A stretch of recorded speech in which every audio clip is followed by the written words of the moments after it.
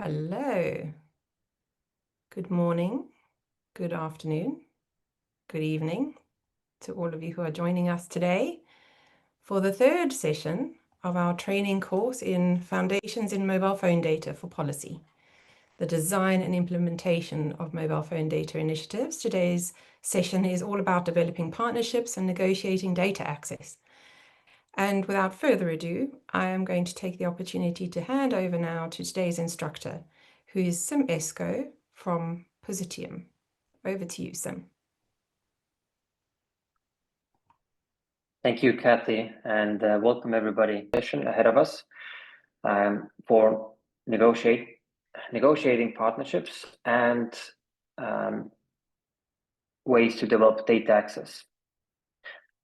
I myself have been working in the field of mobile phone data for statistics for over 10 years now, and I have worked with countries on almost all continents. And I know that much of that time has been spent on negotiating data access, developing those partnerships that have been critical to start and maintain a mobile phone data project. And luckily, some of these mobile phone data projects I started then, even 10 or 8 years ago, are ongoing to this day.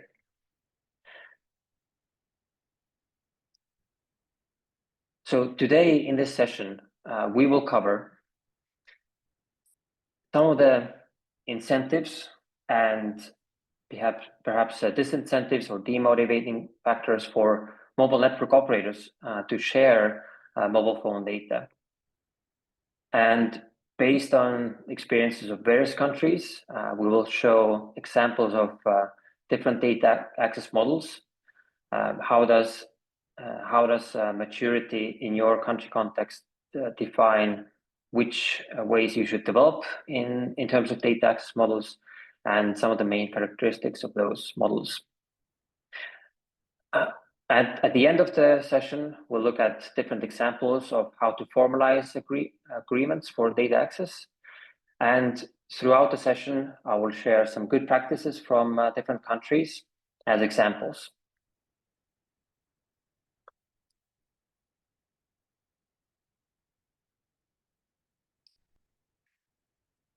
So, first off, I want to point you to some helpful resources that you can consult. You can find them and the corresponding links in the pre-reading list for this session, or once you have the slides. The first of the resources is the Maturity Assessment Framework, which was introduced already in session 1. And this framework and tool provides a guide to accessing the readiness for mobile phone data projects.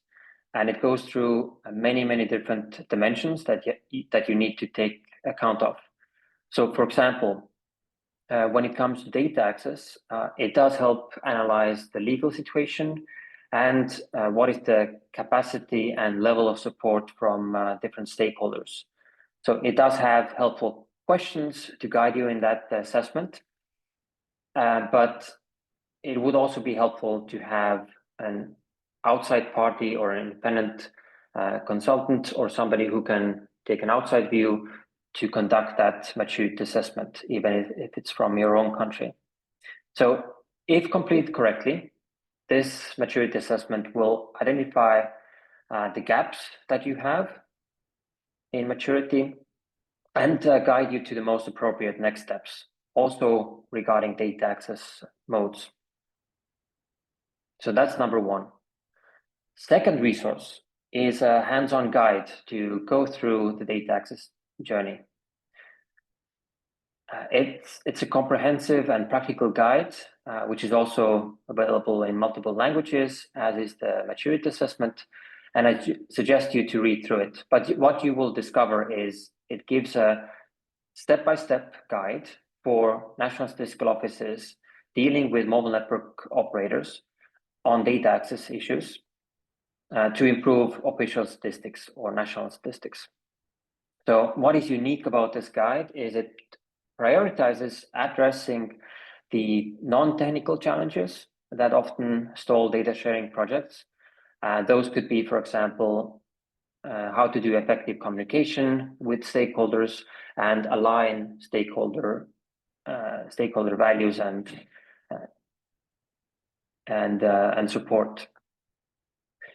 It does also include successful examples from countries that have gone through the path of accessing mobile network data, and offers you some insights from those examples, as well as best practices. So you can access this manual from the Global Partnership for Sustainable Development Data, and a link will be given to you. You can either access it through the pre-reading list or on the slides. So with these resources at hand, I believe you have the basics for your journey to data access.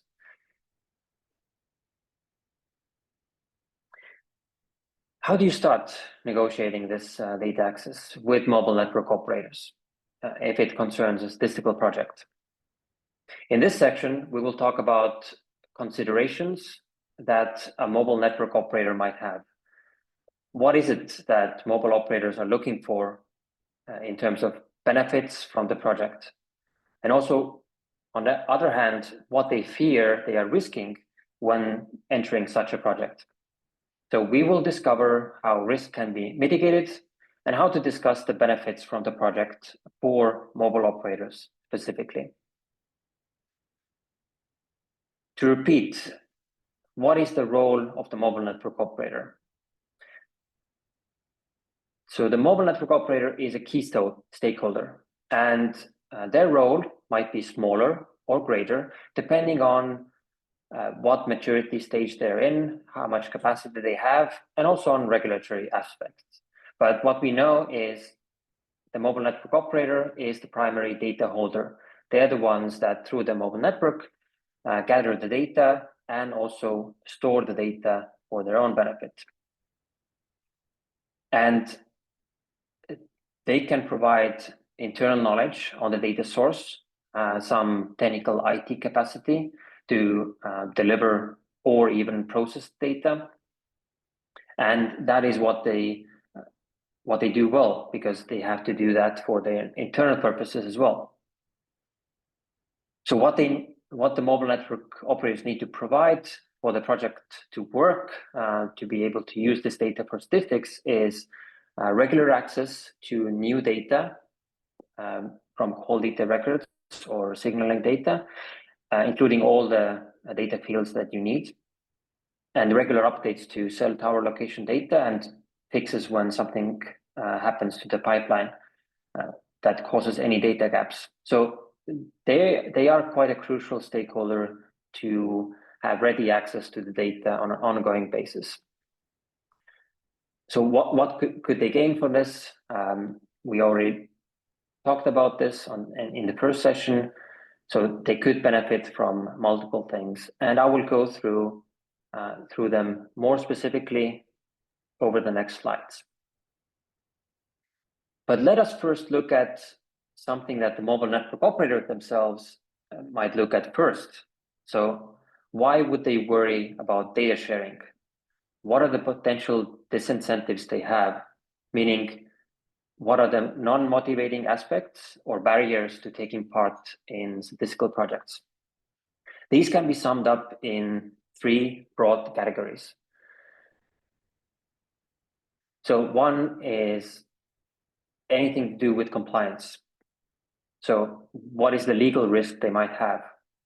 So they might have a risk of not complying with all regulations, especially when it comes to their own sector regulation, including telecommunications and data protection. Second is, even if they do comply with regulations, what if the civil society or the public speaks up against the use of subscriber data, right? The second broad category is capacity. Are they actually ready to provide this data or even analyze it? Do they have the infrastructure to store large amounts of data? And are they collecting all the necessary fields that are necessary to produce statistics? the data period and the fields, and also the infrastructure. And can they process this data? Do they have enough capacity to actually be an active participant in the project? And then the third broad category is related to business issues, and business issues revolve around what are the investments they need to make.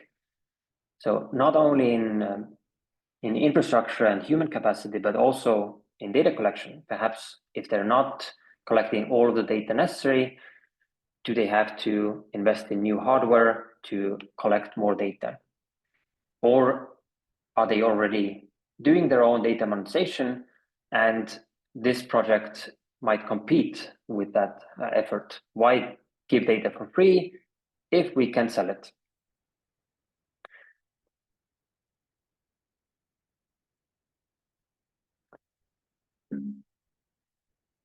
Now, can these risks be managed? Yes, all of the categories of risks can be managed to a certain degree and with certain mechanisms. For example, compliance. If the legal situation is difficult, you can put agreements in place and data governance rules in place that make sure that all regulations are followed. So what is unclear in legal terms, in terms of regulation, can be put more clearly in agreements. And what agreements can be put in place, we will talk about this at the end of this session. Capacity. So capacity is something that is very important, and this project does have the possibility, if we include training, such as this training, and more on-site training, we can improve that capacity. So they might not have the willingness to do that. What we can also suggest is contracting experts to do some of the work needed for the project. So we are replacing the capacity needed on their side with some outsourced capacity. So capacity can be raised or provided. What about the third one? Business decisions. So this is the trickiest. Of course, they might have an idea of the costs related to investing into this kind of project and the effort needed to take part. But sometimes they're unclear of the benefits. It's up to the mobile network operator to think about the benefits themselves, but it's also up to you, the statistical authority, the government, to offer some benefits to the mobile network operator or make them more clear. Now, this is what we will focus on here. What are the potential benefits for mobile operators? And these are 6 benefits we have seen in many projects over the years. And first 3 are benefits that come from the mobile network operator working with a statistical authority in this project.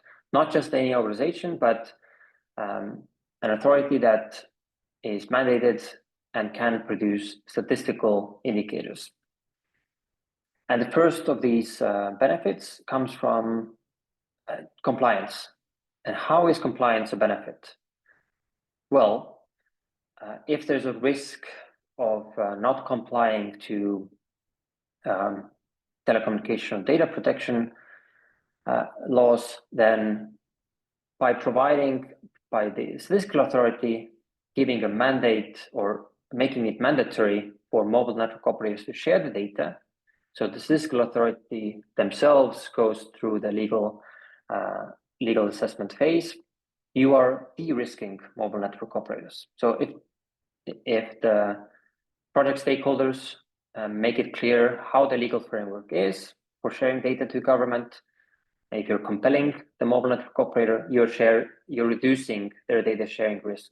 And this is actually one aspect that mobile network operators have been looking for in different projects. Is it a voluntary project where they might have risk, or is it a mandatory project where the risk is borne by the asking entity? Second is public recognition and CSR. And this is perhaps more clear if the mobile network operator has some kind of publicly stated goal to contribute to the development of society, and usually they do, then this project can be a good example of how mobile network operators contribute to the society, and for them to show it. Social responsibility for them means showing that the positive impact they have outweighs any negative impact on society that might come from their business operations. And if your statistics that you produce have a noticeable positive impact, then they can show this in their CSR report. Okay, and now maybe the most tangible benefit is what if the statistical office can give some data in exchange for the data that they provide. So the mobile network operator might have some benefit from receiving data from statistical offices. For example, one of the examples here includes more detailed demographic data about the society, and this is useful for mobile network operators to improve marketing decisions, business strategy, and even distributing funds for development of their own infrastructure. So if you help the mobile operator develop their business through your data, they will be able to invest more in their infrastructure, which positively benefits the project as well as their own bottom line. And they do ask for more detailed data from the National Statistical Office. It's a discussion you can have between yourselves. A second group of benefits are what mobile network operators get as kind of sustainable benefits to increase their capacity to deal with data. So one of those examples is monetization. Can the project, even if the project is for free for the National Statistical Office, is there any benefit to the data monetization efforts that they have? So, of course, this kind of statistical project is done quite, with international experts, with international methodology, with statistical quality. So the product of such projects is of very good quality. So can they use that project to build their own product for the market, to sell their insights to the market, for example, to the private sector, commercial data provision? So the second aspect is data analysis capacity. So can they use this project as a way to develop their own expertise in statistical analysis of mobile network data? So usually they just analyze this data for their own internal purposes, and perhaps it's at the subscriber level, or they're building some kind of machine learning models, but now they can have a statistical analysis of their whole subscriber base, and they can use this project also to build required infrastructure, for example, and infrastructure could be paid in some cases under such projects. And thirdly, innovation in general. So can they strengthen the quality of their data analysis? Even if they're doing data monetization efforts, they're doing data analysis, can they add statistical quality criteria and build up the representativeness of their reports and outputs? So obviously, the mobile network operators have several benefits from statistical projects, and it's up to you to discuss between yourselves what of these 6 options or any other is it most important for the mobile network operator, and then focus on these 1 or 2 aspects specifically. Sometimes 1 or 2 benefits is all they need to take part in such a project, and it does not have to be monetary benefit. What else to consider in negotiations is what can the National Statistical Office ultimately do with the data? The statistical offices produce official statistics for everybody. The mobile network operators, they mostly want to sell this data to specific private interests. For example, the private sector or specific government use cases. So it is necessary to agree on the division of markets, how much is in the public interest, for the public good, published for free for everybody, and how much data analysis should be left for the mobile operator to monetize themselves, kind of like a private good in economic terms. So a private good is something that does not have enough public benefit to warrant it being open data. It is interest of some particular stakeholders. Here's an example of how that works in practice. So in the previous session, you have heard that this data can show statistics about the movement of people. And the example is if the NSO produces statistics about the movement of people, they look at what kind of general statistical results about the society they can produce. And they need to have very high level of quality assurance and validation. And most likely, they will stop publishing data at a certain level of disaggregation. On the other hand, the mobile network operator does not have those constraints. They can look at specific business purposes. They can produce high granularity data, and their clients usually don't have such need for statistical validation. And those are the data sets that mobile network operator can produce and sell themselves. So the NSO produces, for example, monthly commuting estimates for cities, and the mobile network operator produces data on the daily or even hourly movement of people between the district of the city or even transportation zones. So the key message here is that even if the statistical office produces public goods with mobile network operators data, the operator still has the chance to develop its own products in the same market and possibly sell those insights.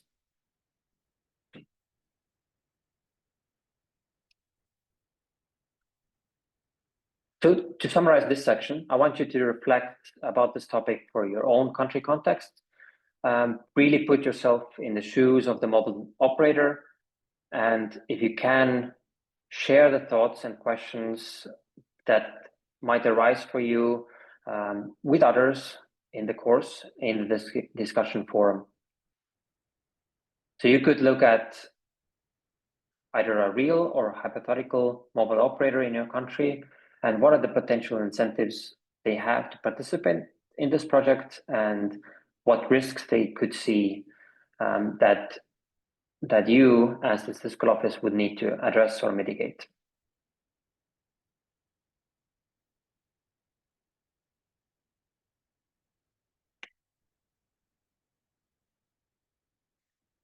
Which models exist for accessing mobile network operators' data for statistics? We will now discuss some of the best practice examples of sustainable working models for the collaboration between the statistical office and mobile network operators. And oftentimes, it includes more organizations than just these two. So the models I will show you are the models that have worked. Every country context is different, of course, and the details in those models may be different, but the overall approaches will tend towards some variation of these models.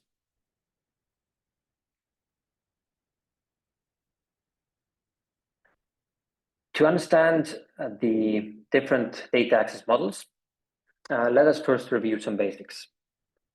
One of the basics is which data sets exist in a mobile phone data project.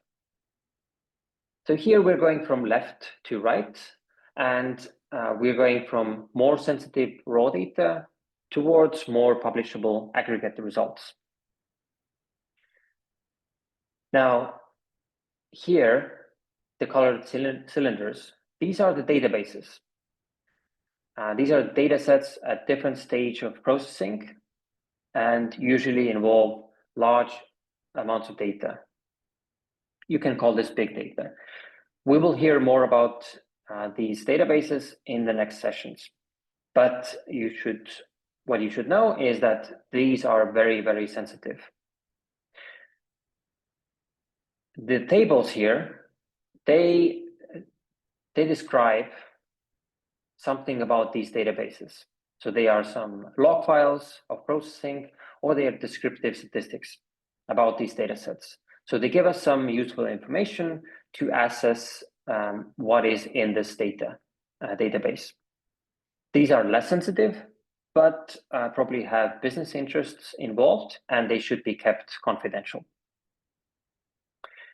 And lastly, we have different aggregate results, which can be shared under different terms, and different stakeholders might have access to different types of these data sets.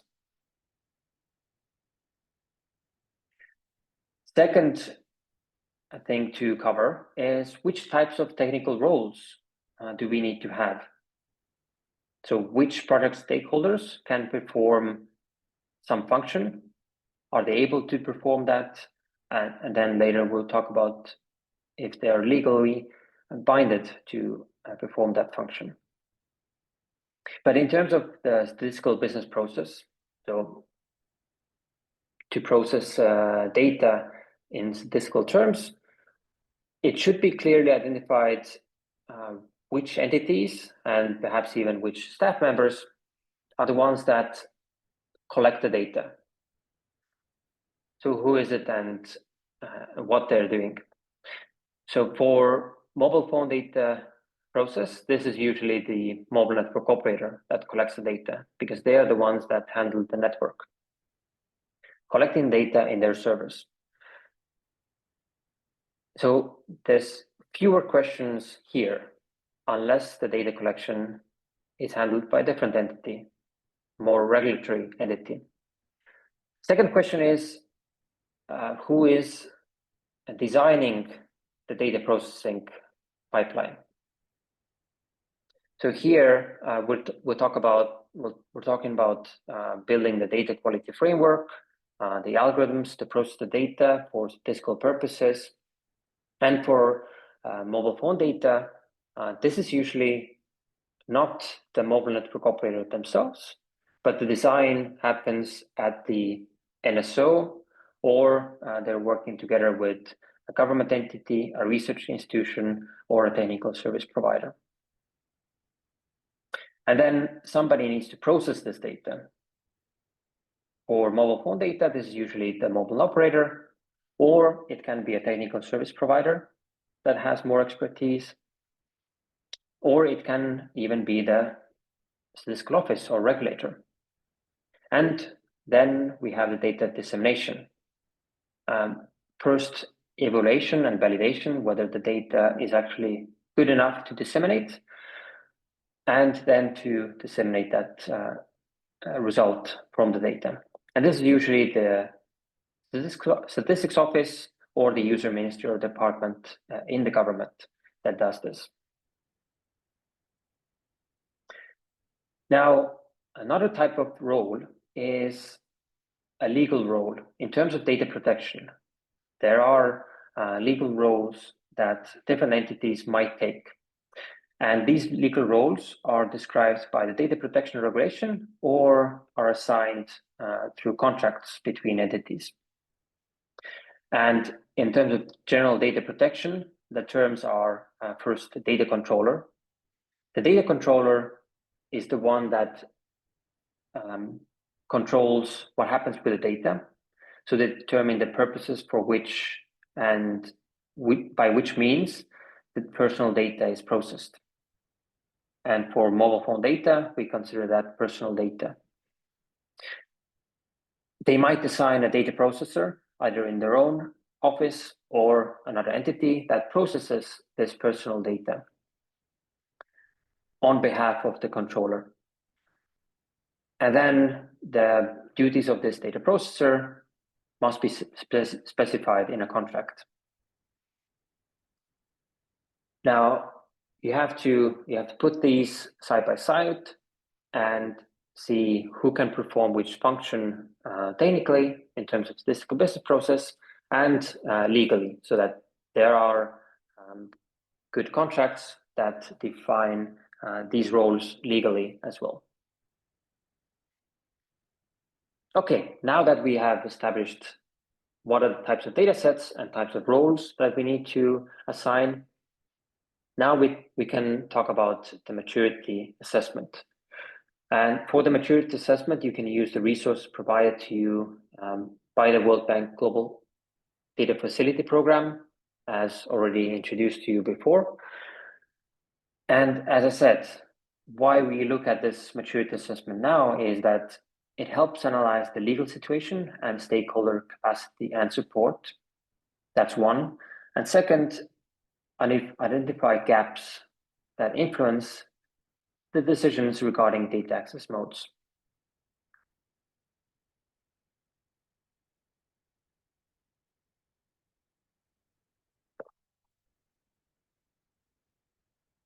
There are 3 checks that you need to make. And we are checking first, what is the legal authority of the statistical office? And the question basically determines if the National Statistical Office has the legal authority to even act as a data controller or a data processor. Is there a legal theoretical possibility of that? So you might look at the Statistical Act to determine if there's a legal mandate or specific point in the law to authorize National Statistical Office to collect the data and become a data controller for sensitive private sector data. And secondly, if the Statistical Office is able to compel or make it mandatory for the mobile operator to transfer this data. In some cases, the answer would be yes. So potentially, then the Statistical Office can collect and process the raw data itself. Usually, it's not that clear, especially at the beginning stages of starting on this data access journey. And then the NSO is then likely limited to lower level of access, such as being a data processor only.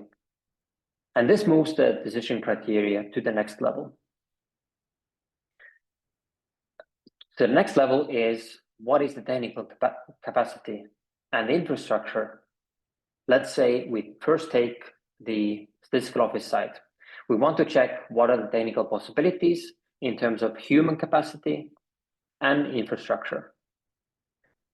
So do they have this technical infrastructure and human expertise to securely take in, store, process, and analyze several terabytes and petabytes of granular, raw mobile phone data, and do that across multiple mobile network operators? Usually, the answer to that question is not really, or it needs to be developed. But in some cases, yes. So that requires some analysis of how much data there exists, how much infrastructure is in place, and what is the human expertise that the NSO has access to process this data. But even if the answer is no, the Statistical Office can rely on the mobile operator or some kind of technical service provider to do that data processing for them. It just restricts the NSO role to just designing the data processing tools, validating the output, and being a data user. Now, the third criterion is there enough trust in the public and to take in this data and for the public to trust that this data is securely handled. So usually this criterion is the most vague, usually revolves around what kind of reputation the statistical office has, what kind of history of collaboration with the private sector organization it has, or maybe even support from high level authorities like communication regulatory authority or data protection and the ministries themselves. So can the statistical office maintain a level of public and political trust to be able to become a steward of the data or not? So these again are yes and no, or perhaps if developed in the right way, questions that you should answer. So as you saw, this was very much from the perspective of the statistical office, but then we now can more deeply understand what are the possible levels of access for the National Statistical Office. So I will let you read these slides once you get them, but basically, after going through this line of reasoning, we can establish what are the possibilities for the NSO to have access to this data. So is it mainly as a data user? This might be a good option if the capacity to produce good quality data exists somewhere else. So for example, in Ghana, a technical service provider, FlowMinder, helped Vodafone Ghana to produce statistical indicators of excellent statistical quality. Or the NSO can be a data processor and designer of processing. In some cases, the statistical office has the capacity to take on a more technical role, and this has worked well in Indonesia for Statistics Indonesia. Or they can even become the data controller, who is the one that mandates the mobile operator to share the data and then organizes the technical capacity to also process the data in their own infrastructure. Now, we will go through some more specific examples of how it looks from data sharing perspective, and less about the NSO being just a data user, but more complicated data access models, 3 of them, where the statistical office actually has an active role in processing the data and implementing the projects from the data analysis side as well, at least as a methodology supervisor or sometimes data processor. One of them is when the mobile network operator does the hosting of the data processing, but they assign through contracts somebody else to do the data processing for them. So they authorize the data processor. Now, in Indonesia's case, the Minister of Tourism was a user of data. The statistical office at first provided the supervision regarding methodology and quality framework, and Positium acted as the third party, being authorized data processor inside the mobile network operator's premises. Now, this developed over time so that after just 2 years, now the National Statistical Office had access to a randomized sample of about 5% from the mobile network operators, which the mobile operators gave access to the statistical office, and they analyzed together with Positium this randomized sample to produce the methodology needed to produce aggregate indicators that are disseminated to the users. And again, the mobile network operator here is hosting all of the processing side, but the statistical office and the technical service providers have access to some level of raw data, which they can process within the mobile network operator. As you can see, this is a walled off, secure environment. And then they can produce some tables and log files, which they can analyze on their own side from the methodology perspective. So a larger group of internal staff at statistical office can have access to these tables to analyze. And the users will only receive the final indicators. Now, there's another option where the statistical office acts as a data controller. In this case, the statistical office themselves compel the mobile operator to share the data. They themselves create a secure environment to process data. They might do the processing themselves, or more likely, they authorize a data processor to process data for them. So in this case, in Oman, the National Statistical Office, with their legal capacity, compelled the mobile operator to share the data, and the methodology was jointly produced by the NSO and third party, in this case, Positium.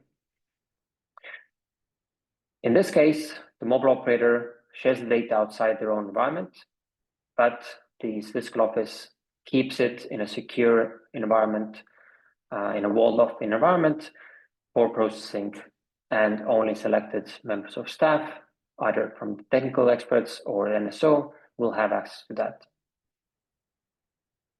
And the third option is this data hosting and processing and data controller function in general is handled by the regulator.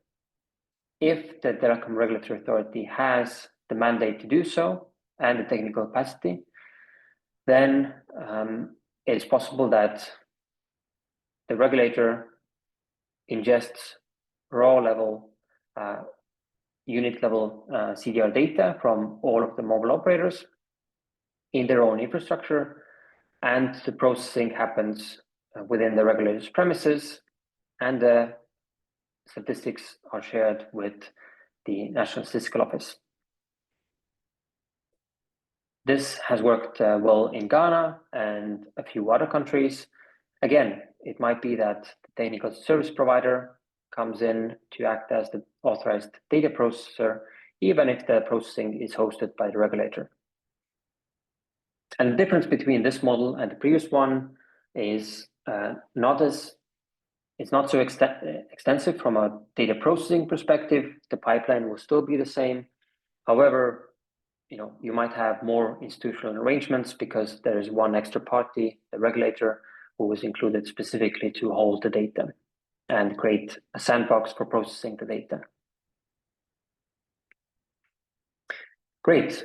So to summarize this topic, well, apart from reviewing this recording, I want you to carefully consider what data models could work in your country context.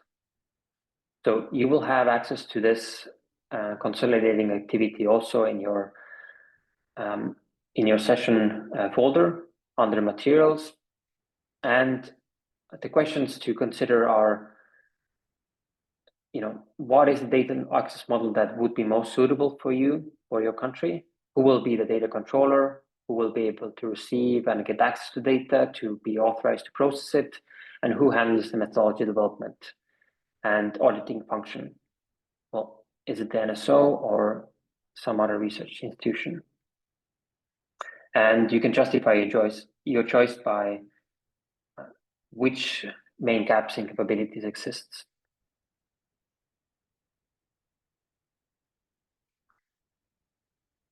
So which agreements are necessary to formalize the data sharing situation?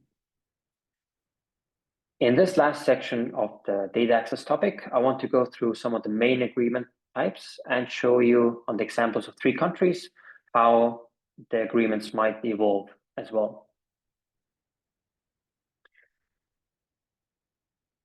Data sharing documents can be one of the following types. So going from left to right, here are 3 types of agreements in the order of complexity, let's say. So you might need one or several of these types. One is the non-disclosure agreement. And this agreement focuses on confidentiality of the information being shared. Usually it's signed by individuals for personal access. It can be between organizations as well. And this agreement can be used to allow access to data as long as the obligations, the scope of work and terms of data processing are included in that NDA. So this is a very simple and quite effective document if just one person or some persons are allowed access to the data, so they take individual responsibility if they sign that document. Second is collaboration agreement or memorandum of understanding between organizations. So this focuses on collaboration principles. It does not need to include, but it can include some data sharing principles. But it might just describe the general goals and principles for why this data is being shared. Sometimes this memorandum of understanding is enough to have data access, to have data transfer in place in case there is a legal basis. Oftentimes, this MOU is a way for organizations to agree about collaboration on data. It can be one-way or two-way collaboration, and it's a basis for entering into a more specific data sharing agreement later. And data sharing agreements, the third type, this is focused on data sharing rules. So it's quite a technical document, a legally binding document, which the memorandum of understanding is not, but this is legally binding. That includes all rules and protocols that govern how data is shared. So this is usually used in case a comprehensive and legally binding document is needed to establish trust and clear rules on data sharing. So first case study where the memorandum of understanding is enough to cover arrangements between NSO and mobile operators is from Oman. Because there is not enough clarity in the legal mandate to request the data. So in short, the Omani Statistical Office, National Center for Statistics and Information, changed their legislation and published a new royal decree saying that they can have access to privately held data and they can bind private organizations to sharing that data and even have punishments for non-compliance. In that case, memorandum of understanding with one and the second telecom company was enough to share the data to the National Data Center.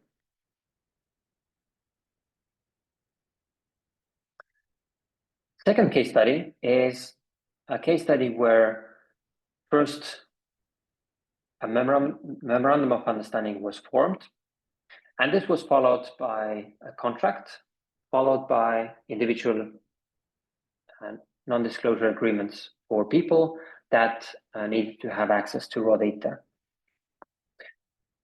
There was no clear legal mandate for Statistics Indonesia to access this data, and the memorandum of understanding was signed between BPS, Statistics Indonesia, and Telkom Indonesia in 2018.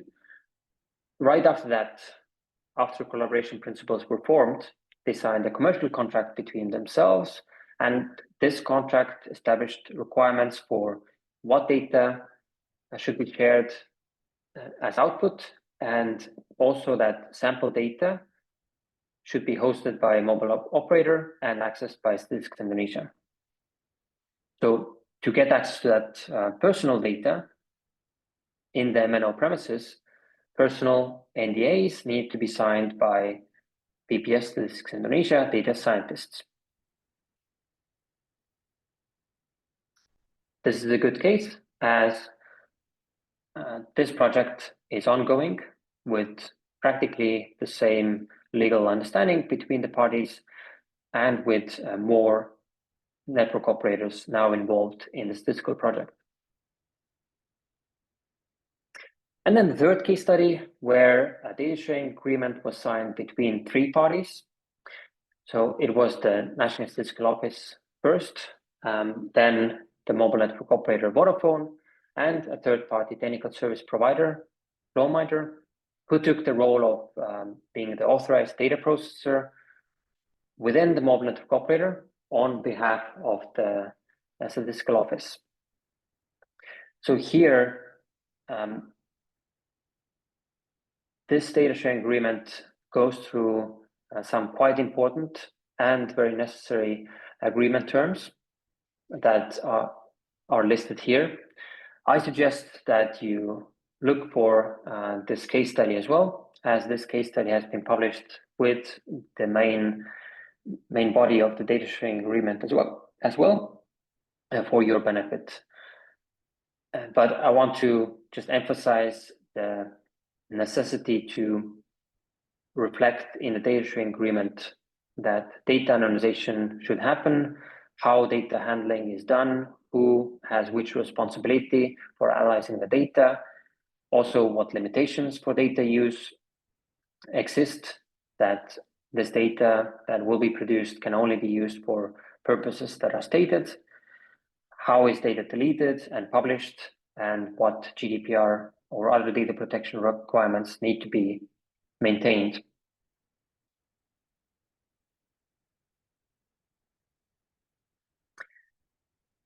Right, so to reflect on this, just think about your own country context, which mechanisms are already in place and which need to be described in a written agreement for data to be accessed.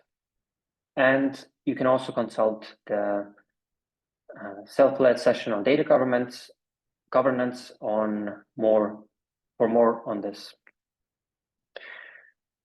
It's important to note that every mobile phone data initiative will be somewhat different. You can use these models and develop the details as necessary for you, for your country context. It can take on many different forms depending on many factors, including what objectives you have, what is the level and collaboration of key stakeholders, how is legislation, and many other factors. So to summarize, I hope you take away that it is important to understand what motivates and could demotivate mobile network operators to share the data, and these can be strengthened or mitigated. Secondly, there have been various models that have been successfully used to produce statistics over a long period of time, and these range from no data transfer to full data transfer. And which model you select could be dependent on what is the maturity of the partners and what is the legal situation. And these partnerships need to be formalized at some point in agreements, going through NDAs, memorandum of understanding, or data sharing agreements. You might do a lot with just an MOU, but at some point you might need to sign a data sharing agreement between the parties.